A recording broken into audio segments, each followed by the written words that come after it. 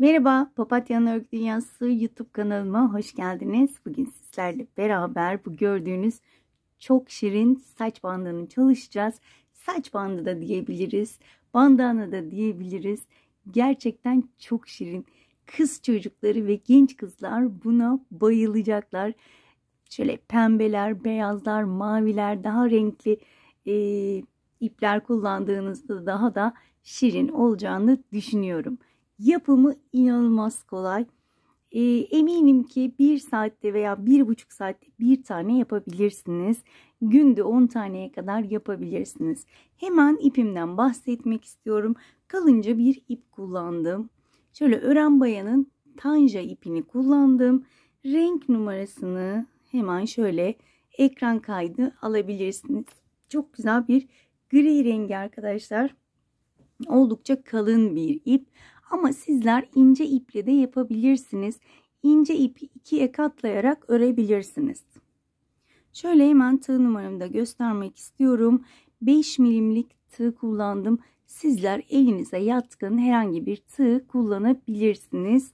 Şöyle tekrardan göstermek istiyorum. Gerçekten çok şirin oldu. Evet arkadaşlar, isterseniz bu güzel modelin yapımına geçelim. Geçmeden önce yine minik hatırlatmamı yapmak istiyorum. Biliyorsunuz ki kanalım tamamen ücretsiz. Kanalıma ücretsiz bir şekilde abone olup abone ol butonunun yanındaki zili aktif hale getirirseniz bundan sonraki yükleyeceğim böyle güzel videolardan haberdar olabilirsiniz diyorum. Ve hemen bu güzel bandananın yapımına geçiyorum. Evet arkadaşlar, öncelikle zincirle başlıyorum. Toplamda 55 ya da 60 zincir çekeceğim. Baş çevrenize zincir çektikçe ölçün. Belli bir zincir sayısı yok. İstediğiniz sayıda yapabilirsiniz baş çevresine göre. Ben şöyle 55 veya 60 tane zincirimi çekip dönüyorum. Evet arkadaşlar, ben toplamda 60 tane zincir çektim. Benim ipim bayağı bir kalın olduğu için 60 tane çektim ama sizlerin ipi ince ise hemen şöyle ölçü vermek istiyorum. Şöyle en son zincirden ilk zincire kadar toplamda 48 santim zincir çekmişim. Sizler de eğer değişik bir iple örüyorsanız gördüğünüz gibi tam 48 santim geliyor. Ölçerek yaparsanız ya da baş çevrenizi ölçmeniz daha da iyi olacaktır. Evet. Burada son zincirde hemen ilk zincire dönüyorum. Şöyle düzünü çeviriyorum. Bakın, düz taraftan olmasına özen gösterin. İlk çektiğim zinciri şöyle başını dolamadan batıyorum ve kaydırma yöntemiyle birleştiriyorum. Burada bir zincir çektim. Şöyle başını dolayarak aynı yere batıyorum. Ve burada bakın, şu ipi diğerinin içinden geçirip daha sonra ilmek çekip ikisini kapatıyorum. Tekrar göstermek istiyorum. Bakın, burada bir hatta iki zincir çekelim. Tığın başını doladım. Hemen dibine batıyorum. Ve bakın, bu çektiğim ilmeği diğerinin içinden geçirdim. Daha sonra ikisini birlikte kapattım. Tığın başını doladım. Hemen yanındaki zincire batıyorum. Bakın, şu ilmeği diğerinin içinden geçirdim. Daha sonra iki ilmeği aynı anda kapattım. Başını doladım. Bakın, bu çektiğim ilmeği diğerinin içinden geçirdim. İki ilmeği kapattım. Bu şekilde sıra sonuna kadar devam edeceğim. Şöyle bir iki tane daha göstermek istiyorum. Şöyle zincirin içine battım. Şu ilmeği şunun içinden geçirdim. Daha sonra ikisini kapattım. Bakın, bu şekilde. İpimiz kalın olduğu için çok fazla sıra da yapmayacağız. Birkaç sıradan sonra bitireceğiz zaten. Ama sizler ince bir iple yaparsanız ipinizi ikiye de katlayabilirsiniz. O şekilde de yapabilirsiniz. kalın olması benim için daha iyi. Soğukta kulaklarınızı çok iyi koruyacaktır diye düşünüyorum. Evet, bu şekilde sıra sonuna kadar devam edelim. Evet arkadaşlar, sıramın sonuna geldim. Şu ilk çektiğim zincirin tepe noktasına batırıyorum. Kaydırmayla bu sırayı kapatıyorum. Şöyle göstermek istiyorum. Daha sonra burada yine 1-2 zincir çekiyorum. Tığın başını doladım. Tekrar aynı yere batıyorum. Ve ilmeği şu şekilde içinden geçirdim. Daha sonra 2 ilmeği aynı anda kapattım. Yine aynı mantıkla ilerliyoruz arkadaşlar. İstediğiniz uzunlukta örebilirsiniz. Ben şimdi kaç sıra öreceğimi bilmiyorum. Şöyle başıma takarak istediğim ölçüye gelene kadar ben öreceğim. Daha sonra da kulaklarımızı örmeye başlayacağız. Evet, bu şekilde istediğiniz ölçüde yapabilirsiniz. Gördüğünüz gibi modelimiz ortaya çıktı. Çok da şık görünüyor. Evet. Bu şekilde istediğiniz sırada yapabilirsiniz. Ben birkaç sıra örüp dönüyorum.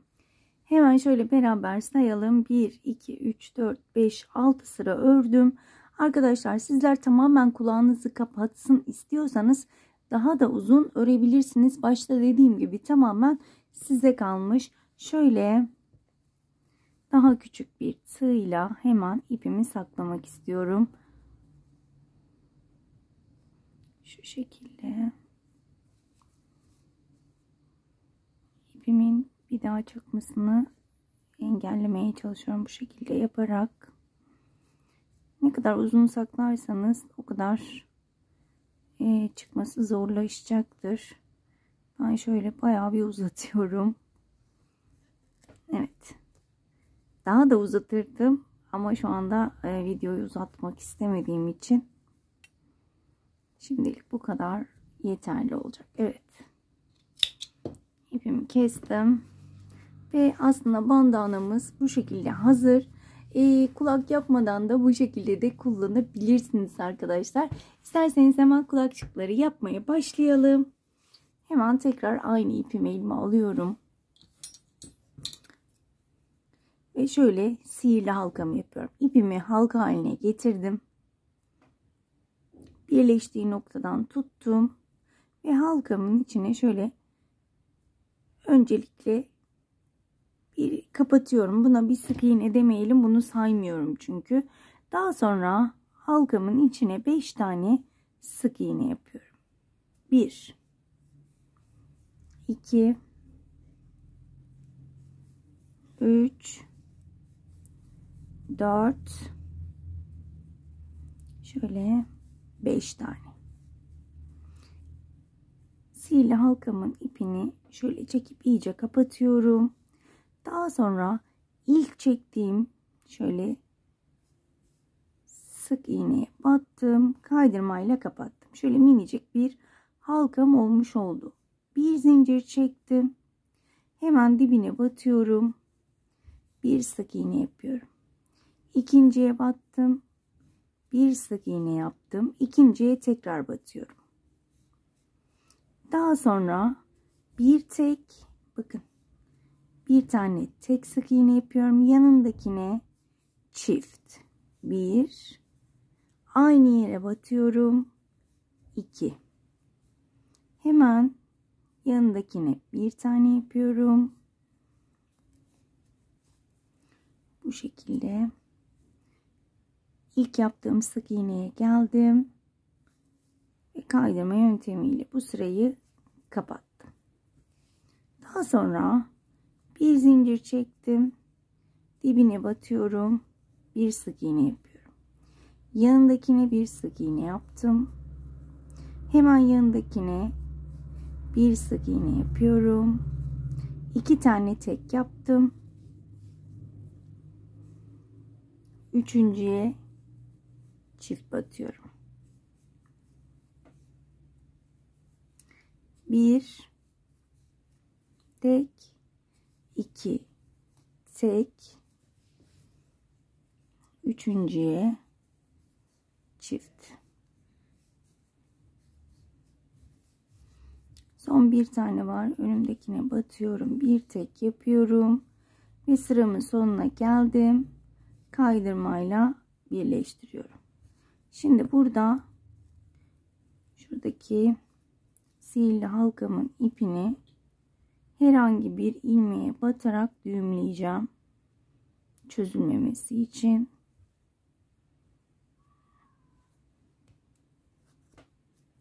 Şöyle bir düğüm attım.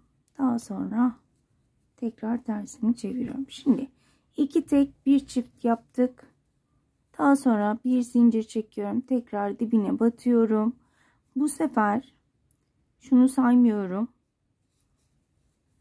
1 2 3 tek, dördüncüye çift batıyorum. 1, aynı yere battım.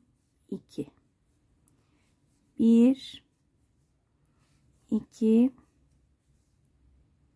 3, dördüncüye yine bakın aynı yere batıyorum, çift batıyorum ve önümde bir tane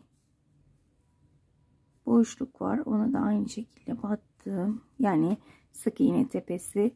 Daha sonra ilk yaptığım sık iğnenin tepesine battım, kaydırmayla kapattım. Bakın şöyle bir kulakçık görünümü almaya başladı.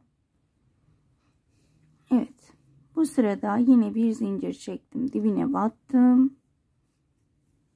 Şunu saymıyorum.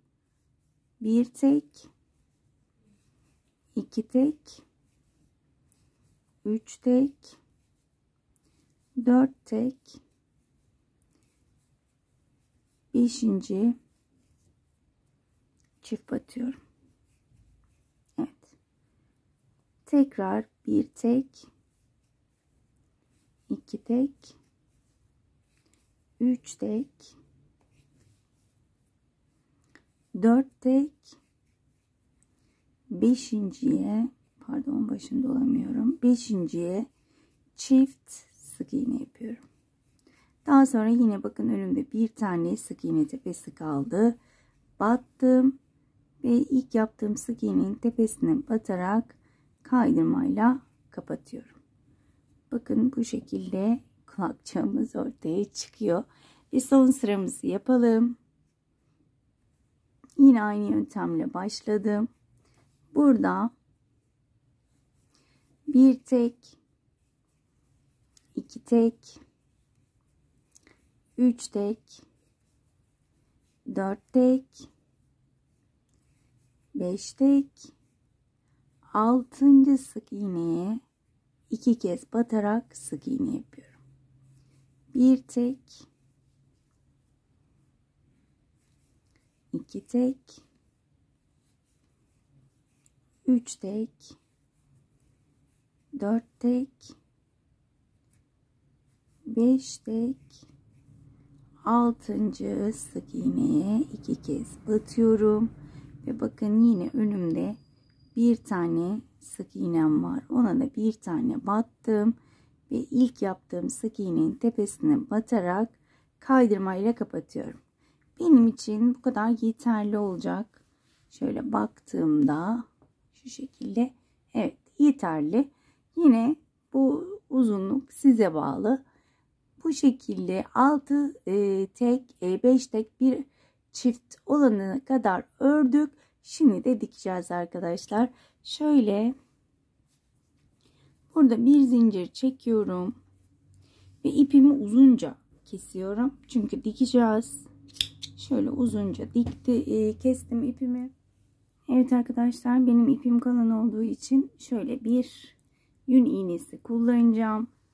Şöyle hemen bandanayı alıyorum. Şöyle 1 2 3 4 5 6 1 2 3. sıraya şöyle yerleştiriyorum, bakın. Şu şekilde şunu çevirelim. Yok, arkada mı dursun? Arkada dursun. Şöyle Şöyle 3 ve 4 ile birleştireceğiz, dikeceğiz daha doğrusu. Hemen şöyle bakın. Karşısındakini şöyle net bir şekilde nasıl göstereyim? Evet, bu şekilde. Bakın karşılıklı şekilde dikeceğim. Şöyle tek tellerine batacağım. Daha uygun bir iğne bulamadım maalesef. Küçükler olmuyor. Şöyle bakın. Tam karşılıklı şekilde gelecek şekilde dikiyorum. Aynı renk olduğu için zaten çok ipler belli olmuyor. Evet.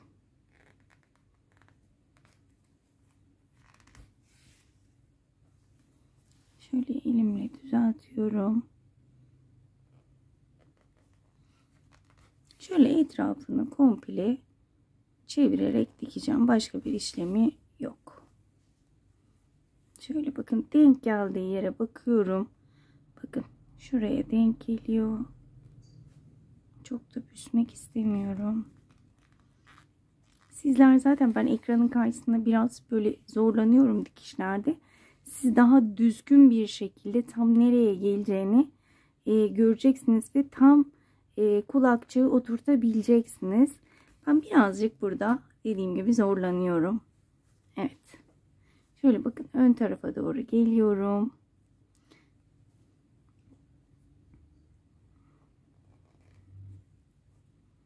Şöyle şuradan da batalım. Açıklık kalmasın.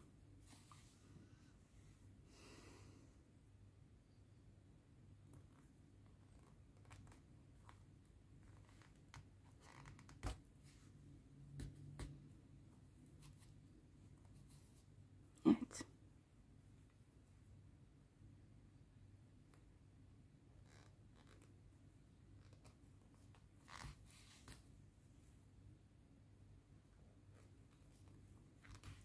Şöyle sıra sonuna kadar bunu tamamen göstermek istiyorum ki şaşırma yaşamayalım. Bu ipi, eğer bu iple yapacaksanız bu ipi ikiye bölüp de yapabilirsiniz. Çok kalın gelirse bu şekilde. Veya daha ince, aynı renkten daha ince bir iple de dikebilirsiniz. Şöyle, evet, tam denk getirelim.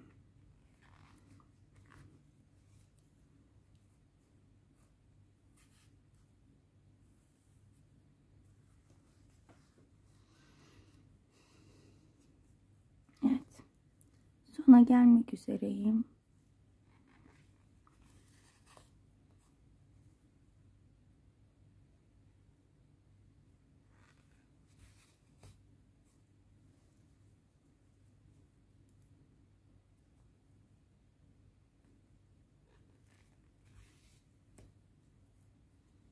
Evet, aynı şekilde bakın. Şöyle dibine batarak.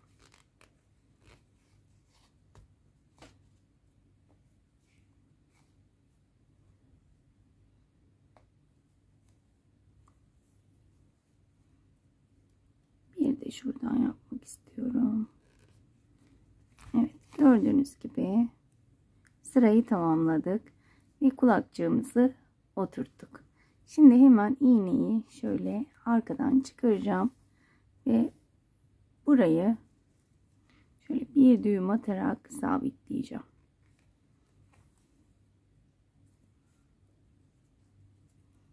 Çözülmemesi için sıkıca bir düğüm attım. Daha sonra içten yürütüyorum ipimi birazcık.